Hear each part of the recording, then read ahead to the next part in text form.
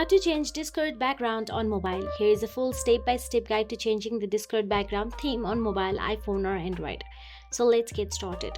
First of all, open the Discord app on your mobile device and make sure that you are logged into your Discord account. Once you are inside the Discord app, all you have to do is tap on the U option available at the bottom right corner of your screen and navigate to User Settings. Now tap on the Settings icon at the top right corner of your screen. Now scroll down and select Appearance. Once you tap on the Appearance, you will get to see Theme option available at the top. Simply tap on it.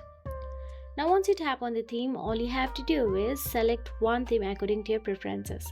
So these are the free one, but from here you will have to get the Nitro. You will have to pay for the theme you prefer, and that will be. And changes apply instantly across the app. You can choose the free one for the no premium subscription, but if you like the Nitro's one, then you will have to get a Nitro. Use the payment method in the Discord. If you found this video helpful, please like, share and subscribe our channel, and thank you so much for watching.